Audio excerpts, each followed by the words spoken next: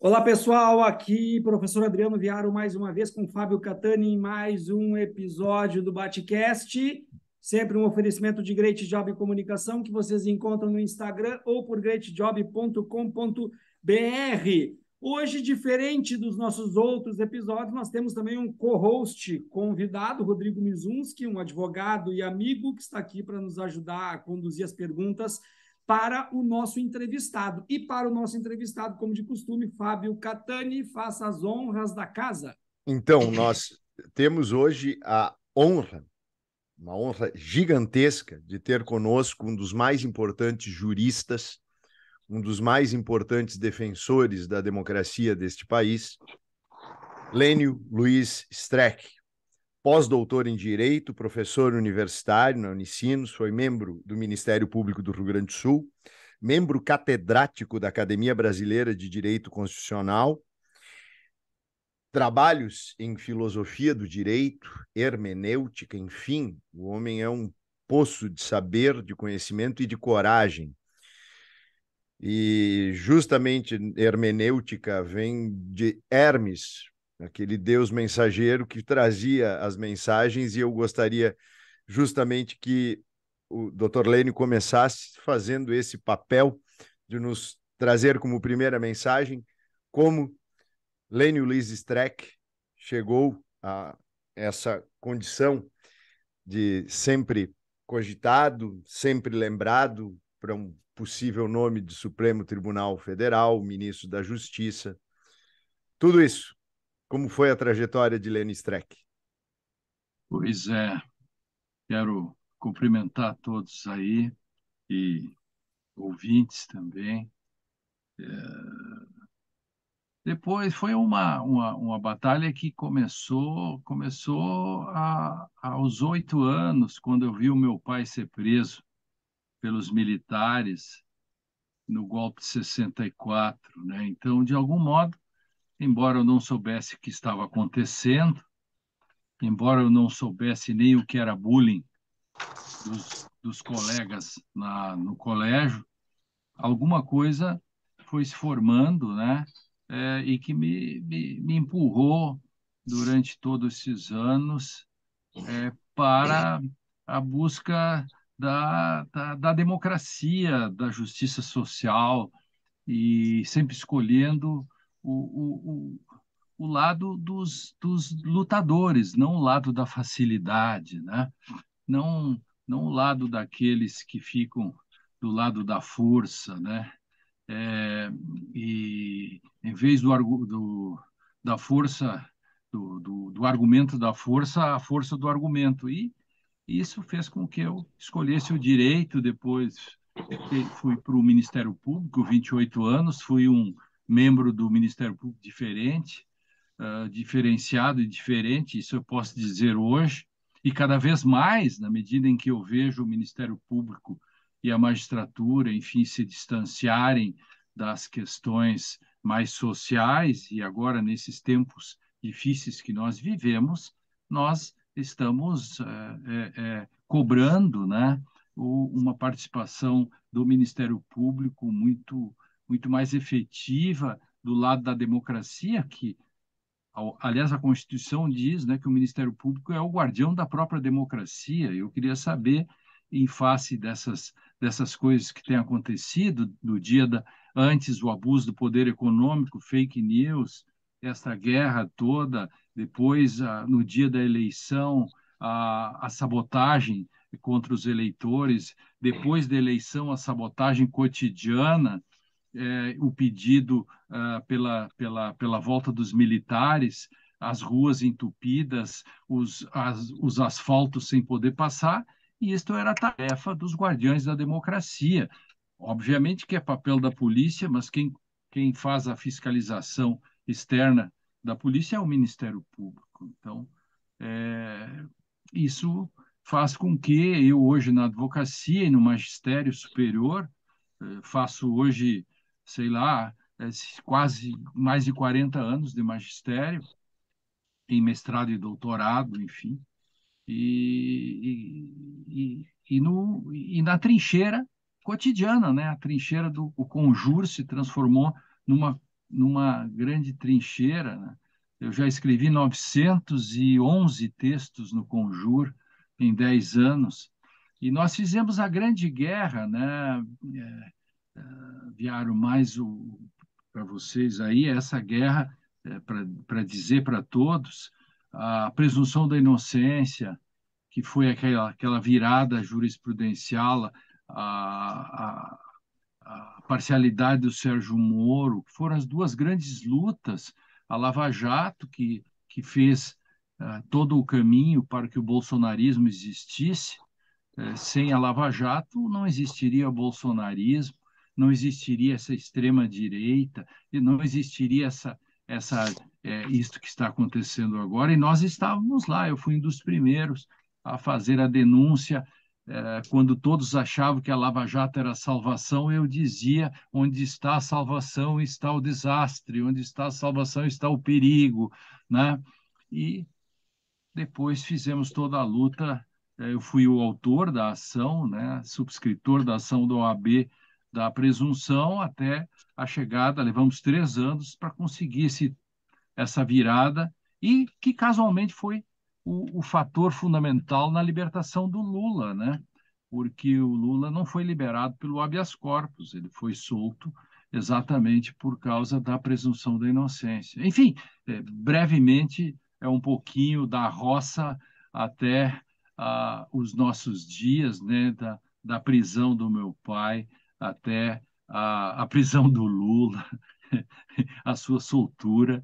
E eu dizia hoje no DCM, né? Eu fiquei anos dizendo o ex-presidente Lula, a prisão do ex-presidente Lula, o processo contra o ex-presidente Lula, e de repente, domingo para cá, eu tenho que treinar para dizer o presidente Lula, tirando o ex da frente, porque voltou à presidência. O Mizunski, contigo a bola. Bom, boa tarde a todos. Eu quero deixar o meu respeito e a minha admiração pelo professor Lênio, a oportunidade de estar conversando com ele. E eu, ao ouvir ele dizer que iniciou, né, a sua consciência vendo seu pai ser preso, naquele momento tão duro de 1964, me remete à minha experiência, mais de uma década depois, em 1977. Eu tinha 7 anos, e o meu pai chegou em casa, o irmão dele era vereador, e disse para mim: Rodrigo, teu tio foi caçado. E eu fiquei imaginando pessoas com espingarda atrás dele. Ele foi era caçado. O teu tio, Mizunski? Glênio Pérez. Opa! E isso, a política, aquilo ali acendeu a política em mim. Eu, com 4 anos, eu saía no fusquinha do meu pai, pelas ruas de Porto Alegre, distribuindo santinhos da campanha do meu tio de vereador. Então, eu vi ele ser eleito vereador, eu vi ele ser cassado, ser anistiado, eu vi ele ser candidato a deputado federal, depois vice-prefeito, e a morte dele prematura aos 54 anos, em 88. Isso aí, eu disse, eu não poderia ser outra coisa que não de esquerda. Eu sou tão de esquerda que eu chego a ser canhoto. Nem desse eu sou. Então, eu me comove muito ouvir um depoimento desses, porque tantas pessoas passaram por coisas tão semelhantes, né? E hoje tu ouve pós-verdades como a ditadura só perseguiu quem merecia, quem incomodava. O meu avô viveu a ditadura e não teve problema nenhum. A gente tem que conviver com essas pós-verdades. É verdade. Então, e uma coisa que eu queria indagar o professor Lênio é justamente, o professor Lênio vive aí o direito há 40 anos, eu vivo um pouquinho menos, 30 anos, e eu sempre estudei a Constituição, e as pessoas que até 5 anos atrás não sabiam, 5, 7, 8 anos atrás, não sabiam sequer que o STF existiam, né? Hoje se tornaram especialistas em STF, a ponto de pedir a sua extinção, a sua intervenção, o aumento de ministros, a mudança para ministros eleitos, né? Dentro dessa questão da era da superficialidade, né? Trazido pelas redes sociais, em que tudo é conhecido na superfície, né? Se pensa que se entende e se adere às fake news conforme a sua convicção. né? E há muitos anos o STF é a AGNI, é a bola da vez, né? Eu queria ouvir do professor Lênin justamente essa compreensão do STF, onde ele está cercado e preso a uma dicotomia entre protagonismo e ativismo. Eu não acredito muito em ativismo judicial, embora ele exista aqui e ali. Mas o que é ser protagonista, né? Pois que nós sabemos que o judiciário é inerte, então é essa dicotomia entre protagonismo e ativismo. Olha, Rodrigo, veja,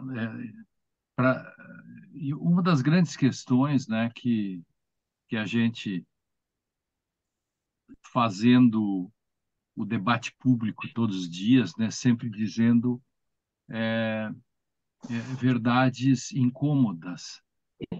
O próprio Supremo Tribunal foi responsável por tudo isso. Isso também tem que ser dito. Ou seja, se alguém devia estar irritado com o Supremo Tribunal, era a esquerda. E, paradoxalmente, os que odeiam o Supremo e querem fechá-lo são exatamente a extrema-direita que, de algum modo, foi beneficiada porque se sabe que eu acompanhei isso tudo de perto. Hoje eu sou testemunha de tudo isso, testemunha. O Sérgio Moro peitou o ministro Teori Zavascki, que ganhou a peleia. Havia ministros e ainda há adeptos do lavajatismo, por assim dizer, e por um voto, o Lula não ganhou aquele habeas corpus. Essas coisinhas da história tem que dar nome aos bois, o que aconteceu efetivamente. Claro que depois o Supremo, e aí acho que o nosso protagonismo, para falar essa palavra, é de algumas pessoas, né? De um grupo de pessoas do prerrogativas, desse grupo que eu pertenço há muitos anos, né? Que fizemos esse trabalho cotidiano. Para ter uma ideia, eu escrevi mais de 100 textos sobre esses assuntos, fazendo todo dia uma chateação epistemológica, por assim dizer, para dizer, olha, vocês têm que decidir desse modo, devem decidir desse modo. E aí replicavam, etc. Então, eu imagino quantas pessoas me leram nesses anos aí de luta dos últimos tempos. Agora, por que isso é assim? Por que o Supremo virou a Geni? O açougueiro aqui perto de casa, antigamente ele puxava assunto com o tempo, né? Vai chover, doutor? Aquele papo assim de se é que chove, não chove, vai esquentar. E hoje e esse Supremo, hein, tem que fechar. Então, mudou, mas por que isso acontece? Eu diria assim, eu faço uma análise de dois fatores, né? Um de cunho estrutural, que eu chamaria estrutural, e o outro sociopsicológico. Ou seja, o primeiro é estrutural porque você tem a Lava Jato. A Lava Jato, o lavajatismo nasce antes da Lava Jato. Ou seja, os movimentos de 2013 forjaram um colchão para que os fascistas fossem dormir. E aí começou a Lava Jato, que estava com o terreno pronto, a grande mídia, um sentimento antipolítica, anti-instituição.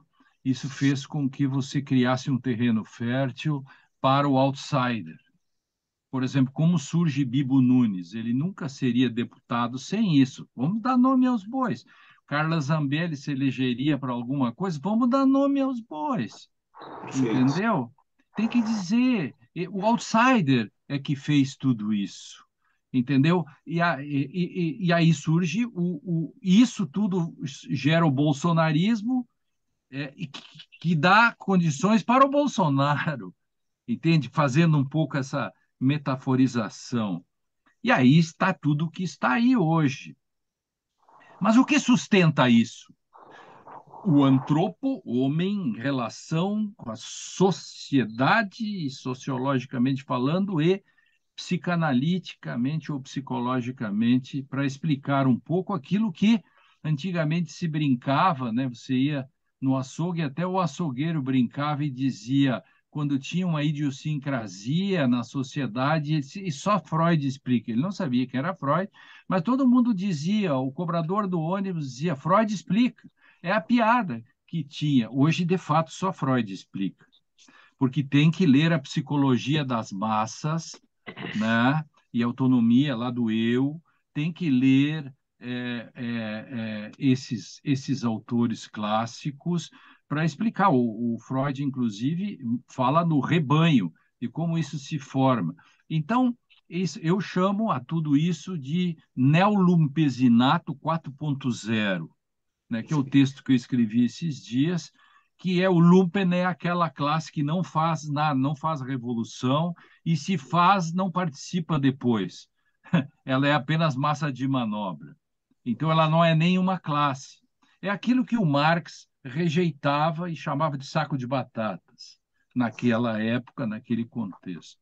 Então, esse segundo elemento sustenta, ou é sustentado, é retroalimentado para sustentar tudo isso que está aí, que as pessoas não conseguem explicar, mas que estava aí, nós não sabíamos, ou seja, chovia na serra.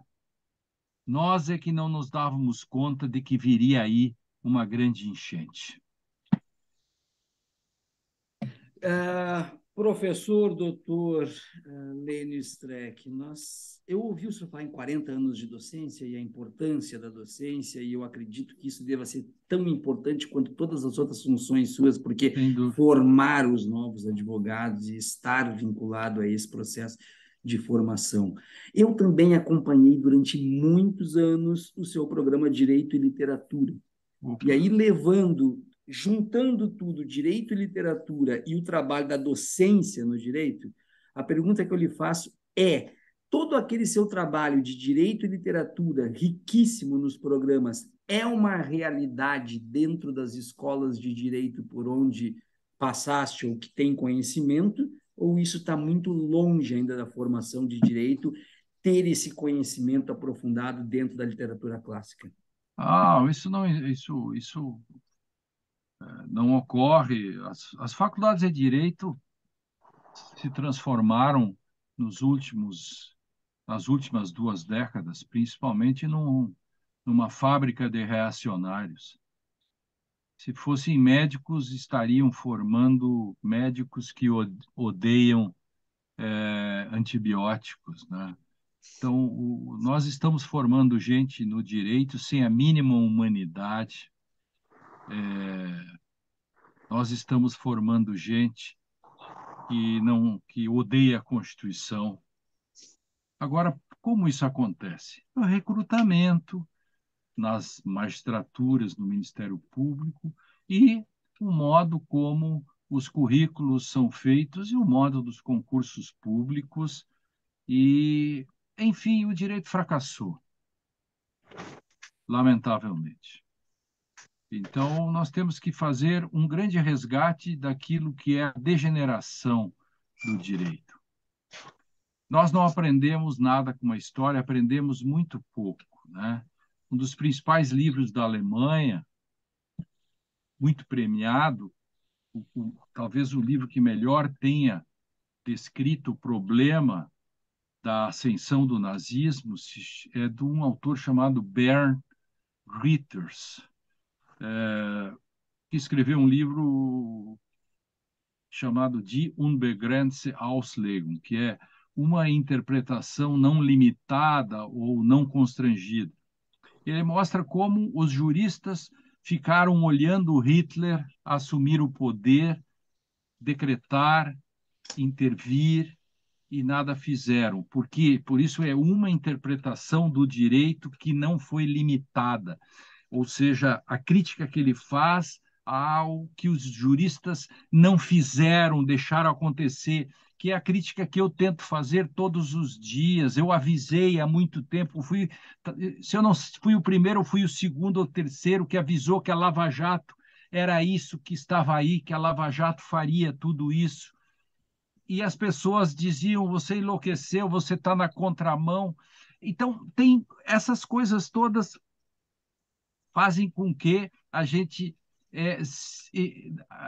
vá para a literatura, por exemplo, e veja que a literatura acertou antes, porque a literatura, quando quer avisar a gente, faz uma distopia, que é ao contrário da utopia. As nossas esperanças são utopias.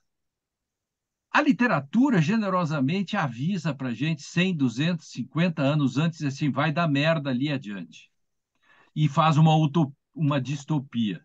Aí você tem uma coletânea de distopias. Por exemplo, uma bem recente. Eu até tenho um texto que eu escrevi sobre isso, comparando com o governo Bolsonaro, que ainda nem existia, que ainda não estava nem eleito. Que eu escrevi em 2018, que é sobre os contos da Aya, o conto da Aya, que é uma minissérie, é o livro, né? O livro da Elizabeth, eu esqueci o sobrenome, que é o que mostra uma sociedade distópica em que a teocracia toma conta, em que a teocracia ela fagocita a política. 1948 é a grande distopia sobre o grande irmão e tudo isso que nós vivemos, que as redes sociais, que são incompatíveis com a democracia. Os gregos, quando fizeram, nunca pensaram nisso. Admirável Mundo Novo. Isso é um lado das distopias. Existem todas as distopias filosóficas. Por exemplo, Machado de Assis escreve vidas. Memórias Póstumas. Brás Cubas, Memórias Póstumas Brás Cubas, Ideias de Canário.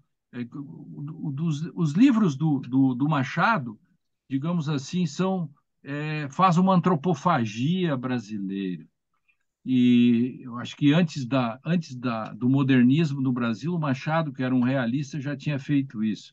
Eu nem vou falar em Shakespeare. Shakespeare é tão magistral que o próprio Shakespeare explica os ataques ao Supremo, Henrique IV e Henrique V.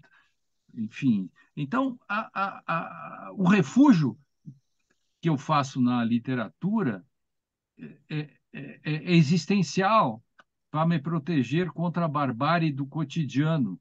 O direito hoje virou uma barbárie, porque que eu chamo de pânico institucional. Nós temos tudo escrito na Constituição. Nós temos o quarto do pânico da democracia, que são as instituições, as cláusulas pétreas. Só que a gente está olhando em roda e o presidente não reconhece a derrota e dá aso para que seus adeptos encham as ruas e peçam intervenção militar. Os militares gostam disso, ficam curtindo, sabe, o flerte, como dizia o Castelo Branco, né? As vivandeiras que fazem, que ficam em roda dos granadeiros, né? Que ficam fazendo, bivocando, né? Com os granadeiros, aos bivaques. Então, é bem isso que está acontecendo. É difícil de explicar, mas está muito mais na angústia, né? Se você quiser uma coisa angustiante, é aquilo que você não consegue dizer. Como que você descreve um advogado que diz que a Constituição tem direitos demais? Isso é angustiante. Isso é aquilo que os poetas dizem que a gente não consegue expressar, né? Que é angústia, né? Doutor Lemos, agora o senhor trouxe à tona um elemento que é justamente esse sorriso que muitos militares demonstram de satisfação. E uma das coisas que eu já estava preparado para comentar com o senhor e pedir sua opinião e que, ao contrário do 1985 argentino, o nosso 1979 abriu, na minha opinião, uma devastadora rachadura na sociedade brasileira, ao varrer para baixo do tapete tantos e tantos esqueletos, cadáveres e nomes desaparecidos. O quanto a anistia que se podia e não a que se queria do Dr. Ulisses ainda está presente nos nossos dias. Bom, eu venho dizendo que uma das tarefas do novo governo é assistir 10 vezes o filme do Darín e fazer uma ficha de leitura, um resumo, para aprender que nós não podemos cometer o mesmo erro de 79, depois de 2011, né? Porque o Supremo teve a chance, né? E, de novo, como se diz lá na minha terra, não é para me gabar, mas eu estive na linha de frente mostrando para o Supremo que devia declarar inconstitucional aquela lei. E o Supremo e a esquerda cometeu esse erro também, porque o próprio governo, à época, era o governo Dilma, ele era a favor, quer dizer, achava que era bom fazer um grande acordo. Já tinha sido feito o acordo de 79, e por que não acordar de novo em 2011 naquela ação? E acabou acontecendo isso. Então, minha tese, se você, todos os países esses aqui do Cone Sur, que conseguiram fazer isso, não tem mais o fantasma dos militares e das pessoas que trabalharam na ditadura. E nós não conseguimos nos livrar disso. Portanto, quem erra uma vez, quem erra duas vezes, quem erra agora pode não ter chance de errar de novo lá adiante. Porque a democracia, Fábio, a democracia, ela, ao contrário da Bíblia, que diz ofereça a outra face, a democracia não oferece a outra face, porque se ela assim o fizer, ela pode ficar sem rosto. A democracia precisa, com seus mecanismos, ser intolerante com os intolerantes. Intolerante com os intolerantes, sob pena dela mesmo desaparecer. E nós somos um case de sucesso nesse sentido. Nós somos um case que todo mundo vai estudar. Nos próximos 100 anos, os arqueólogos estarão examinando para saber o que aconteceu naqueles dias. A grande questão que ainda não terminou, porque isso aqui é como um filme. A pergunta é se o Brasil morre no final, né? Rodrigo Mizunski, contigo. Professor Lênio, eu destaco muito essa questão que a gente vê com advogados falando que a Constituição tem direito demais. Tem o vídeo, aquele da advogada do Paraná, que está no seu texto lá do Belo Localizado, em que ela pede habeas corpus com base no artigo 120 da Constituição. O artigo 120 da Constituição é o que prevê a existência de tribunais regionais nas capitais e no Distrito Federal. E fora o fato que ela se expressa muito mal, ela embasa o pedido dela de habeas preventivo de forma completamente errada. Ela quer ir no STE. No STE, exato, Superior Tribunal Eleitoral, o que é aquilo? Da onde sai isso? Como é que uma advogada pode não saber isso? E daí, assim, até que ponto as instituições não estão funcionando? Né? Porque essa formação superficial, o senhor fala dos últimos 20 anos, atinge o Ministério Público, lato sensu, atinge a advocacia, até que ponto é despreparo, até que ponto é estratégico, e isso linkando com uma outra questão, que eu tenho uma teoria sobre a Lava Jato, sobre o Sérgio Moro. O Sérgio Moro não teve os processos da Lava Jato afetado por acaso. Aquilo ali não foi por distribuição. Ele foi escolhido a dedo. Tem um livro do advogado e escritor norte-americano John Grisham, que se chama O Recurso. Eu gosto muito desse livro, porque ele é muito crítico ao sistema judiciário americano, que é um caso de uma grande companhia farmacêutica que precisa mudar um julgado que vai repercutir em ações em massa e vai levar a empresa à quebra, né? A queda na bolsa e a quebra. E o dono da empresa, cansado de gastar com advogados caríssimos, contrata uma empresa de gestão de risco para quê? Para pegar um advogado completamente sem brilho nenhum, mas com muita vaidade, para prepará-lo para a eleição, lá os juízes são eleitos, e substituir a juíza progressista que se aposenta, e com isso mudar o voto. E eu vejo, no caso do Sérgio Moro, a mesma coisa. Pegaram um juiz completamente opaco, completamente sem brilho, mas com uma vaidade muito grande. Né? Tanto que, bom, agora é fácil falar isso. Eu falei isso na época, mas agora é fácil falar isso. Está aí a história, está aí o desenrolar dos fatos para demonstrar. Ou seja, até que ponto as instituições não estão funcionando por despreparo ou por acordão, grande acordo, né? e levando para a questão do Sérgio Moro, que foi resgatado a dedo.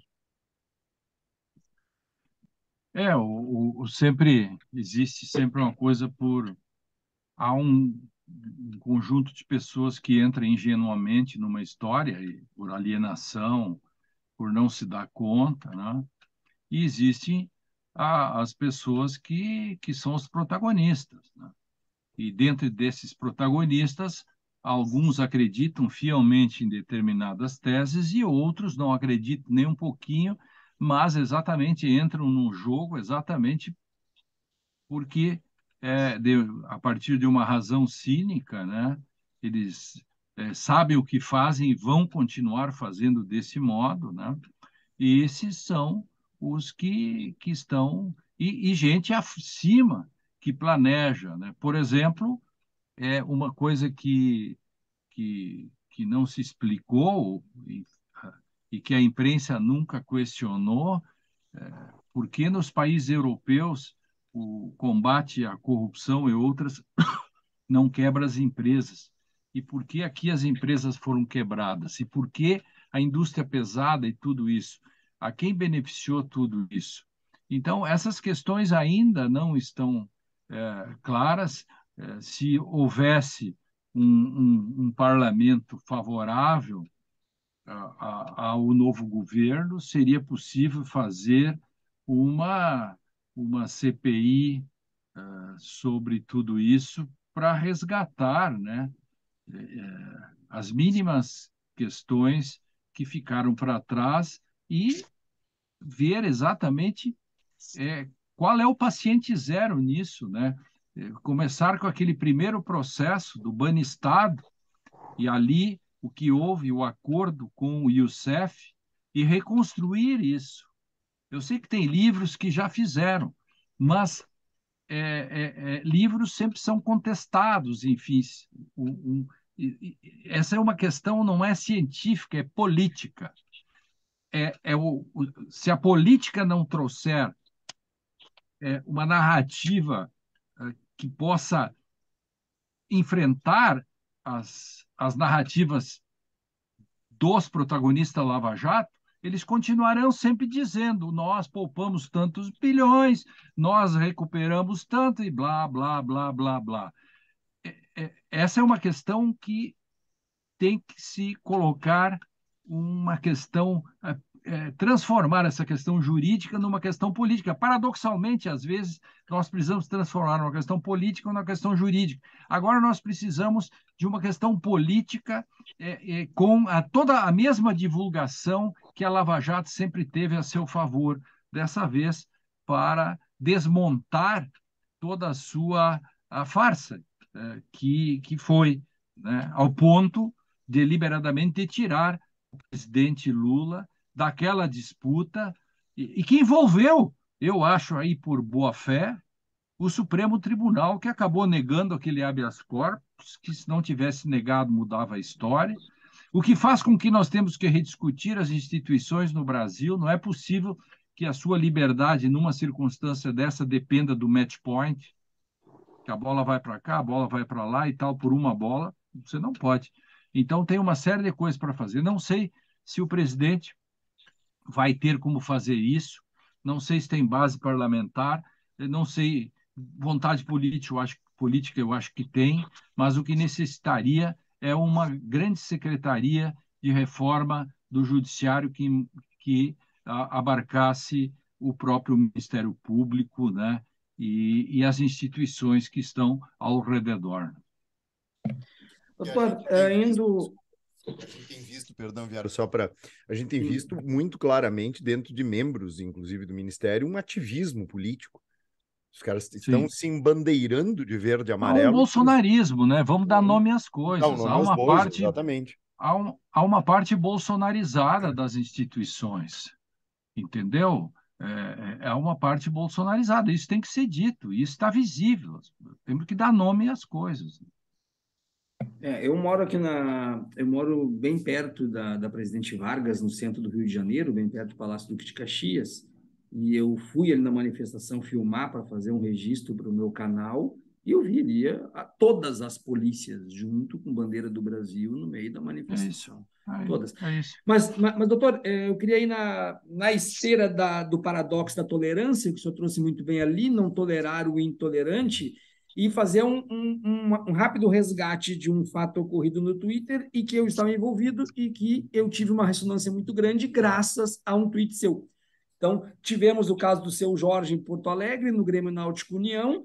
Eu recebi das pessoas que estavam presentes no show, que estavam com medo de falar, porque são ex-atletas ou sócios, e eu fiz, então, um tweet com o relato da pessoa que estava lá dentro, e o senhor retweetou o meu tweet. Aquele meu tweet caiu no Globo.com e eu comecei a receber ameaças. As minhas ameaças eu desconsiderei, porque se eu for considerar...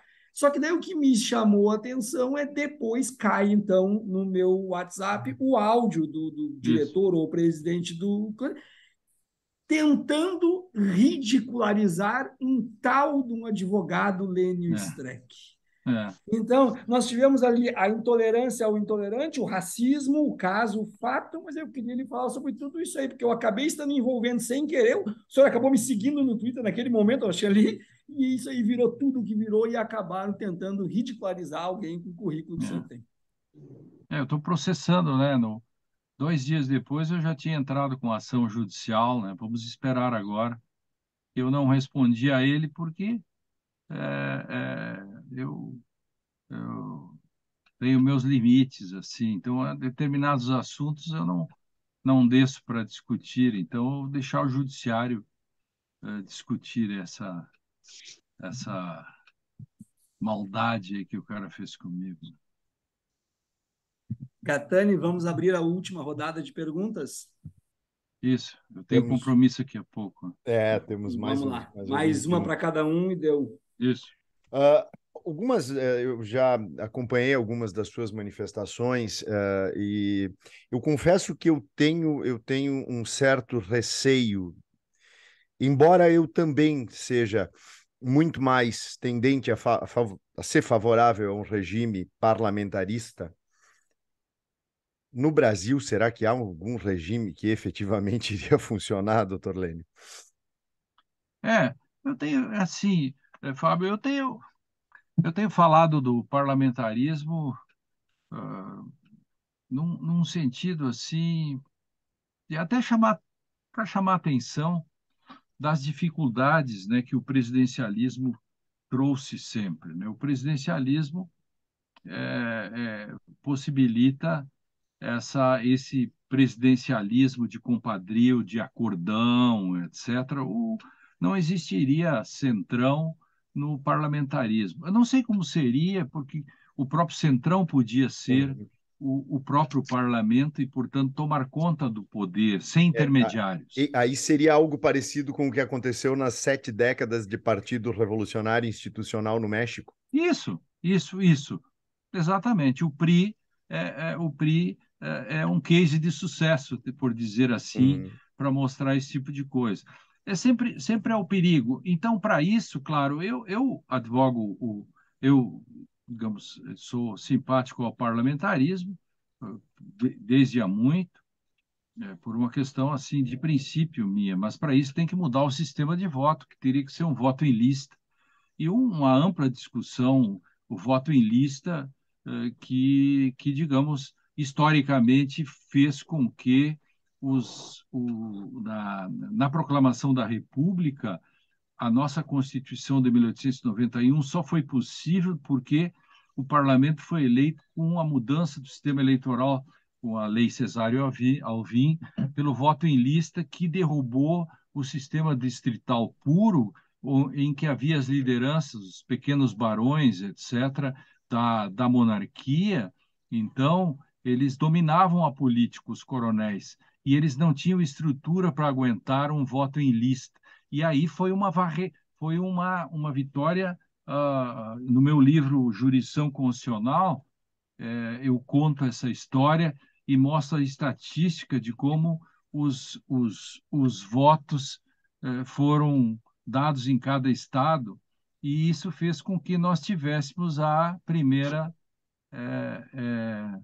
Constituição republicana, com todos os defeitos, mas se você considerar que tínhamos uma sociedade recém-saída da escravidão, de algum modo, uma Constituição como essa apontava para o futuro, embora nós não tenhamos, digamos, respeitado as constituições, porque tivemos uma sucessão de golpes, e é a primeira vez que a gente vive no maior tempo de democracia, paradoxalmente, é também o primeiro momento em que surge uma extrema-direita tão raivosa e tão perigosa. Veja como a nossa história é, de fato, para ser estudada com muito cuidado, porque aquilo que é o máximo também gera suas contradições. O máximo da democracia nos 34 anos gera o máximo da intolerância da extrema-direita. Então, significa que as coisas só funcionam se nós tivermos controle, leis e controle sobre essas questões. As pessoas hoje, por exemplo, a Zero Hora hoje, aqui o jornal, né? A Rosane de Oliveira critica o Alexandre de Moraes. Mas é possível que você, em nome da liberdade de expressão, queira a própria supressão da liberdade de expressão? Quer dizer, as pessoas querem caçar a vereadora de São Miguel do Oeste porque ela criticou a manifestação nazista. A ela não dão o direito de manifestação, não é liberdade de expressão, querem caçá-la. Então, o Brasil enlouqueceu. Então, nós temos que deitar num divã e saber como nós vamos resolver isso, se a gente conseguir ultrapassar essa turbulência. Eu acredito que sim, né? E aposto o novo governo, e o novo governo comece, de algum modo, não que ele vá pacificar, as ações que ele faz podem levar as placas tectônicas voltarem aos seus lugares. Mizunski? Professor Lênio, mais cedo eu brinquei com o Adriano Viaro que os tempos estão mudando, porque a maior polêmica do dia foi a convocação do Daniel Alves. Eu me pergunto, e lhe pergunto, como é que a gente pode evoluir? Eu não sou adepto do viralatismo, mas enquanto na França um parlamentar pratica o crime de racismo, ele tem seu mandato suspenso e seus proventos reduzidos à metade, aqui no Brasil, uma deputada sai correndo transloucamente com uma arma na mão atrás de uma pessoa negra e tem que pedir autorização para a PGR para poder ouvi-la. Nós temos um presidente, um deputado saúda um torturador e vira presidente da República. Como é que a gente evolui, considerando que o bolsonarismo levou 58 milhões de votos e o Bolsonaro só não ganhou a eleição porque era o Lula? Fosse qualquer outro, nós teríamos mais um mandato. Bom, queridos, eu um pouco na contramão daquilo que na esquerda se diz, que a esquerda não gosta do Raimundo Fauro e algumas análises weberianas, né? E eu acho que o Brasil é um país estamental, assim. Ele é diferente, ele é estamental. O Exército é um estamento, a OAB é um estamento, a magistratura vira um estamento. Eu não quero que as pessoas sejam, e eu não sou um faoriano, não sei como se diria. Eu não quero que as pessoas... Eu só gostaria que as pessoas lessem e talvez percebessem que muitas das coisas, por exemplo, que a gente não consegue fazer, não consegue punir, o espírito de corpo, essas coisas são próprias de uma sociedade estamental, que, como diz o Faoro, né, acima da luta de classes estão os estamentos. Não estou radicalizando a isso, eu apenas estou dizendo que, de tantas vezes que nós já erramos o diagnóstico sobre o Brasil, não sei, talvez a gente tenha que começar a ler o Brasil a partir dessa nova fenomenologia que são as redes sociais, e ver por que é que isso aconteceu desse modo, ao mesmo tempo ver por que nós não nos livramos dessa questão do patrimonialismo, ou seja, de achar que o Estado é meu, as pessoas se apropriam do Estado. Como que a gente consegue explicar o Brasil? Porque a grande questão, para que eu possa resolver um problema, eu tenho que saber o que é o problema, eu tenho que saber fazer as perguntas adequadas, porque não existem respostas antes das perguntas. Talvez nós tenhamos no Brasil muito viés de confirmação. O Francis Bacon, em 1652, denunciava o viés de confirmação. No direito, o direito é assim porque os juízes decidem por viés de confirmação. Eu olho para o viário e digo, ele é culpado. Depois eu arrumo um jeito de fundamentar isso. É o viés de confirmação. Talvez no Brasil nós tenhamos a resposta do que o Brasil é, e para nós não errarmos, a gente faz a confirmação daquilo que nós pensamos no início. A grande questão é que, de repente, a gente pode estar errando no diagnóstico. Então, eu não sou tão pretensioso de ter as respostas para o fracasso do direito. Tenho escrito muito, muito, muito sobre isso, cansativamente.